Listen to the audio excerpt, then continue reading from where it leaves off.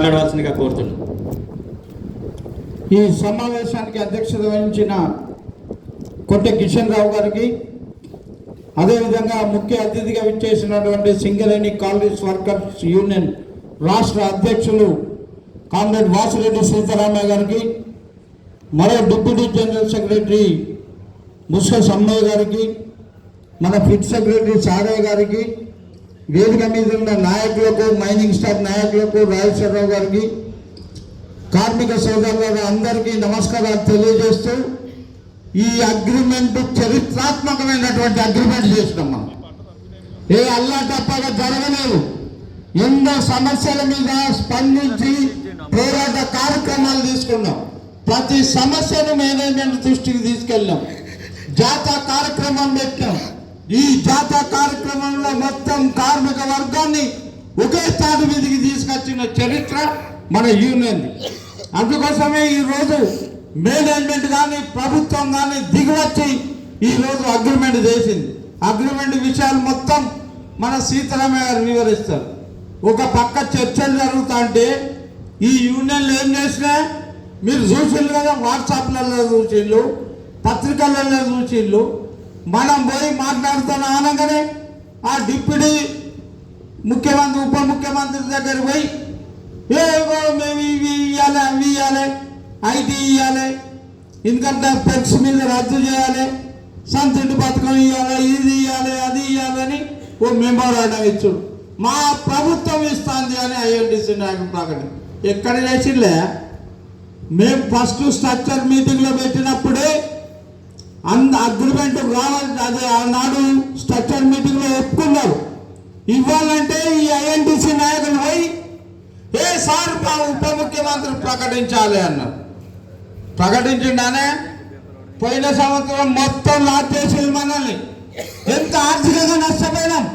మరి ఏదయ్యా నువ్వు ఏది, నీ ఉప ముఖ్యమంత్రి ఏంది, నీ ముఖ్యమంత్రి ఏది, మీ కాంగ్రెస్ ప్రభుత్వం ఏంది, మీ ఐఎన్టీసీ నాయకత్వం మాది ఏమన్నంటే ప్రభుత్వం మాది, మేము సాధిస్తామని సాధించిలా. మనం దెబ్బకు కార్మిక వర్గాన్ని ఒక్కడు చేసి మనం ఒప్పందం చేసుకున్నాం కనుకనే ఈరోజు చరిత్రాత్మకమైనటువంటి అగ్రిమెంట్ అయిపోయింది. వాస్తవం కదా అని అడుగుతా ఉన్నాం. ఏందయ్యా మరి నువ్వు ఏం చేసినావు? ఇక ఓటించుడు, ఇక ఓళ్ళు ప్రకటన చేసుడు. ఏందా ఇది మామూలు అందరు ఎవరు లేరు, వీళ్ళు సమ్మెకు పోతా అంటారు, ఇది లేదు, వీళ్ళు మేనేజ్మెంట్ తొత్తున్నాయి, వీళ్ళు ఇద్దరు ఒక్కటైన్లు, ఏది అగ్రిమెంట్ చేసే పరిస్థితి లేదు అని ఓడాలి. అయ్యా నువ్వు తెలంగాణ బొగ్గు కానీ కార్మిక సంఘం నాయకుడా, మేము అడుగుతా ఉన్నావు, నువ్వు ఏం చేసినావయ్యా? నువ్వు గతంలో ఏం చేసినావు? నువ్వు పోయినసారి ఎన్నికలు అసలు నీకు మాట్లాడే అర్హత లేదంటానండి.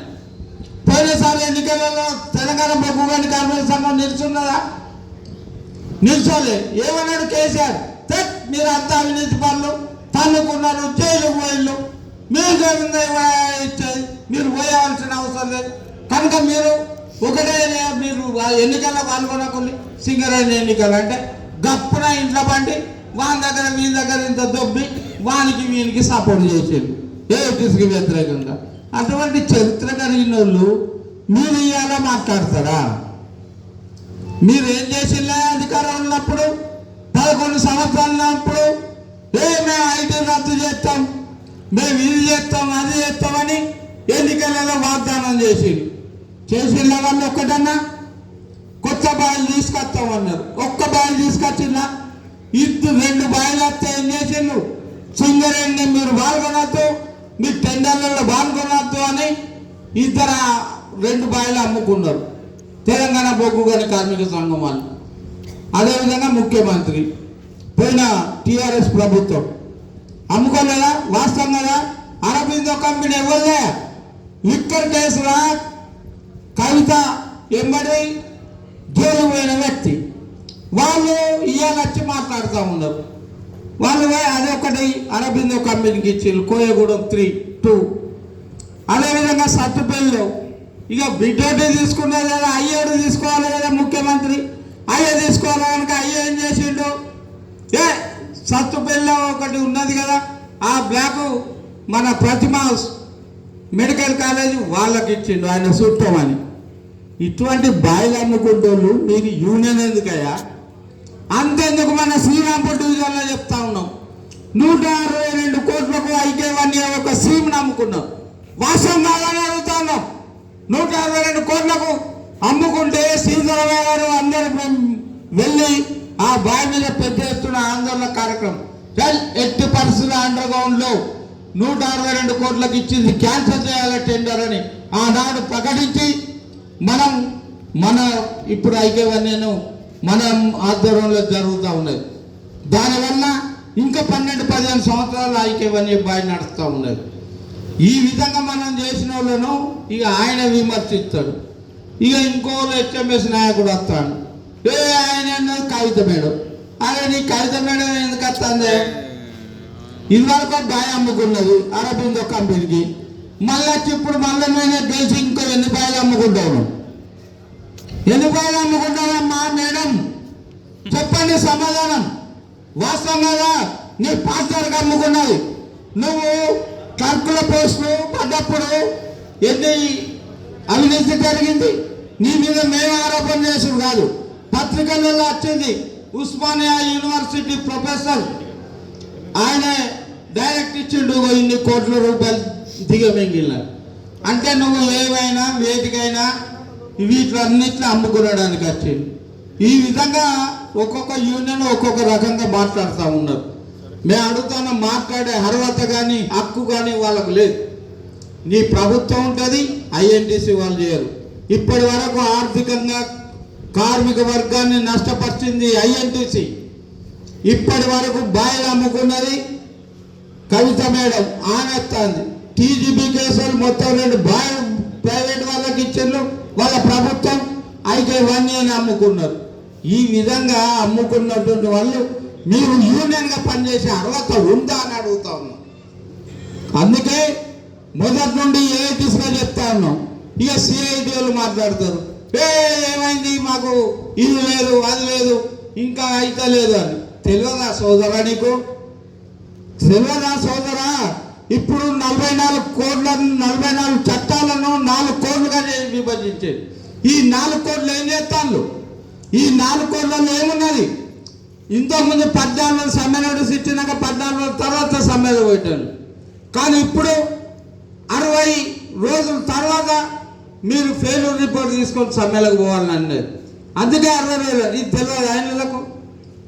ఈ మాట్లాడుతుంది కదా స్టేజ్ ఎక్కి, ఇది అది ఈ ప్రభుత్వం అది చేసింది, ఆ ప్రభుత్వం అది చేసింది. మరి తెలిసినాక ఎందుకు విమర్శ చేస్తానమే? మేము మొదటి నుండి చెప్తా ఉన్నాం, మేము ఒంటరిగా పోము, అన్ని కార్మిక సంఘాలను కలుపుకొని ఫెయిల్యూర్ రిపోర్ట్ తీసుకొని అన్ని కార్మిక సంఘాలను కలుపుకొని సమ్మెలకు పోతామని చెప్పినాం. లేదానే ఎందుకు విమర్శ చేస్తాను? మేనేజ్మెంట్కి అవకాశం కల్పిస్తూ ఉన్నారు వీళ్ళు.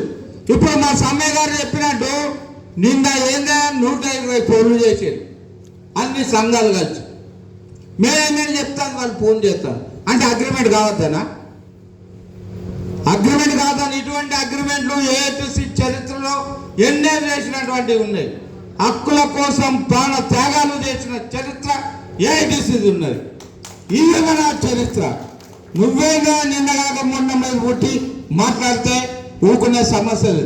అయినా మనం ఎట్టి పరిస్థితుల్లో 27వ తారీఖు చెప్పినాం. 27వ తారీఖు అగ్రిమెంట్ కాకపోతే 29వ తారీఖు అన్ని సంఘాలను పిలిచి గోదావరి కన్ను సమ్మెకు పిలిపిస్తామని చెప్పినాం. వాళ్ళకు కూడా మనం డేట్లు ప్రకటించారు. అరే వాళ్ళు కూడా మరి ఇంకో డేట్ అంటాడు, ఇంకో డేట్ అంటారు. అందుకోసమే అందరు కలిసే ఒక డేట్ ఫిక్స్ చేస్తామన్నారు. అయినా కానీ మనం ఒత్తిడి చేసినాం. మొన్న బట్టి గారిని కలిసినాం. బట్టి గారిని కలిసి చెప్పిండు సీతారామయ్య గారు. నేను అడుగుతున్నా ఇవాళ ఐఎన్టీసీ నాయకుడు టెక్స్ మీద మాట్లాడింది సీతారామయ్య గారు, నీ జలప్రసాద్ మాట్లాడిండు అని అడుగుతాను. అరే కార్మికులకు ఇన్కమ్ ట్యాక్స్ రద్దు చేయాలని, టెక్స్ అలవెన్స్ల మీద రద్దు చేయాలని ఆ ఉప ముఖ్యమంత్రి దగ్గర జలప్రసాద్ మాట్లాడిందా? మాట్లాడలేదు. ఒకవేళ ఆయన మాట్లాడిందని ఎవరైనా ఐఎన్టీసీ నాయకులు అంటే నేను యూనియన్ రాజీనామా చేసిపోయడానికి సిద్ధంగా ఉన్నా. మేమున్నాం ఆ సమావేశంలో. కానీ సీతారామయ్య గారు క్లియర్గా చెప్పాడు, పెర్క్స్ మాకు కార్మికులు అసంతృప్తిగా ఉన్నారు, ఇప్పటికే లేట్ అయింది, కోల్ ఇండియాలు తీసుకున్నారు, ఇక్కడ తీసుకుంటా ఉన్నారు అధికారులు. మా కార్మికులకు ఇవ్వాలి, సమస్య లేదు అని స్పష్టంగా చెప్పడం జరిగింది. అందుకే ఈరోజు అగ్రిమెంట్ చరిత్రాత్మకమైనటువంటి అగ్రిమెంట్, ఇన్ని సంవత్సరాల నుండి జరగంది. మనం యూనియన్ ఎన్నికలలో వాగ్దానం చేసిన మేరకు మనం ఇది సాధించి పెట్టినామనేది విజ్ఞప్తి చేస్తూ, ఎందుకంటే సీతారామయ్య గారు మొత్తం చెప్పారు, మీకు అగ్రిమెంట్ ఇచ్చారు. నాకు ఈ అవకాశం ఇచ్చినందుకు మీ అందరికీ ధన్యవాదాలు.